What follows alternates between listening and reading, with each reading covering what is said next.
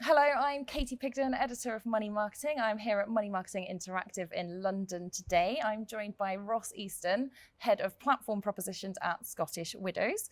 He's going to do a talk with us later today, but I want to find out a little bit more about platforms and collaboration.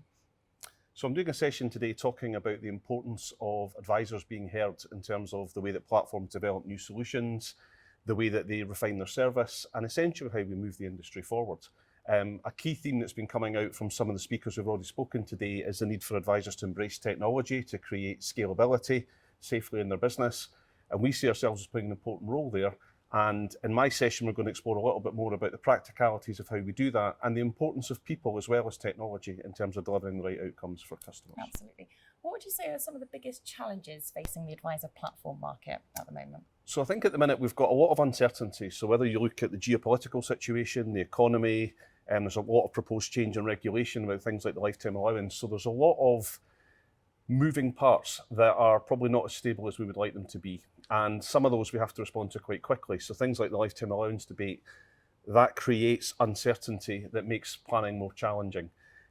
Beyond that, I think you've got the challenge of the cost of living and the fact that investors are perhaps not as well placed to invest as they would have been maybe 18, 24 months ago, and are perhaps less confident given some of the economic challenges that we're facing as well. Yeah, absolutely. So what are the opportunities then?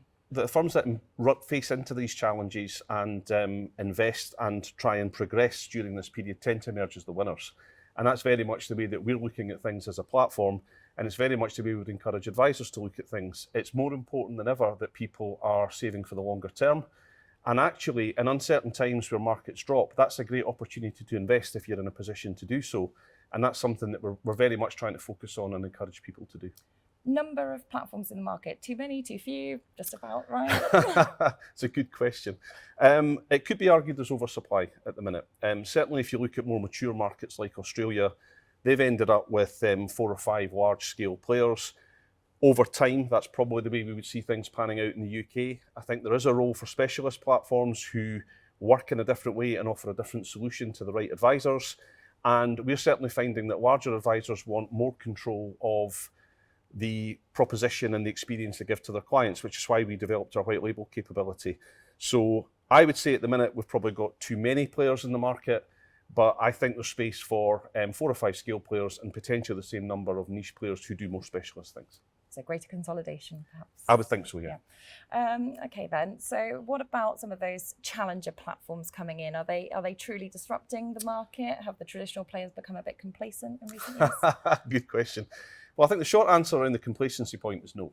And but what I do think the traditional players have done is not tell their story well enough. If I look at examples of innovation from platforms other than ours, I've seen some brilliant stuff from Aberdeen around tailoring of client portfolios. Aviva have done some really nice stuff about ESG look-through. Quilter have done some great stuff around vulnerable clients.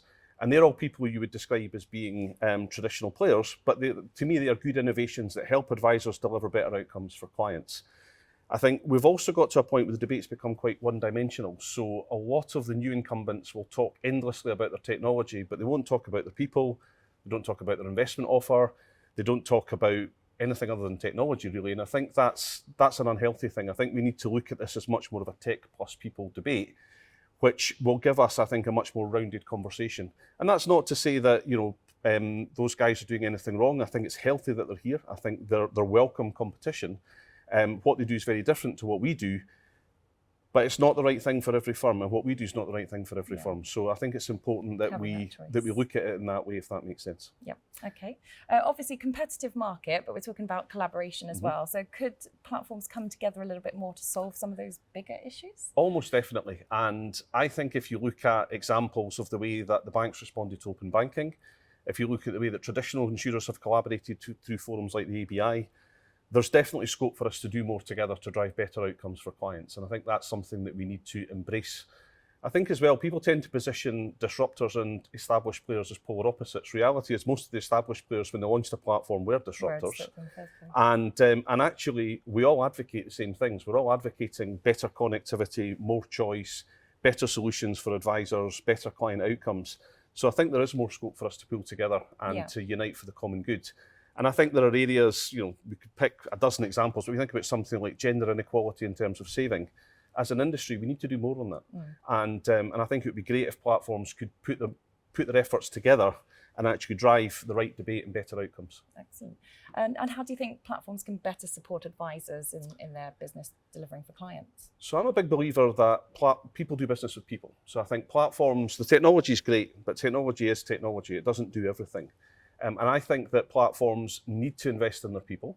And that's being able to answer the phone when there's a complex query or a servicing item that they can't do themselves online. It's about helping with some of the business development concepts. So a good current example would be, what does the changes in the lifetime allowance mean? Maybe come out with some options and solutions around how that might work from a financial planning context, and helping advisors see ways to develop their business and to help them optimize their business model. I think these are really important, and they're areas where platforms can do a lot to help advisors to scale safely and to innovate. And I think reality is, if we're going to meet the advice gap head on, we're going to have to do that. Excellent. Thank you very much for joining us today, Ross. It's been a pleasure talking to you. Thank you. Thank you.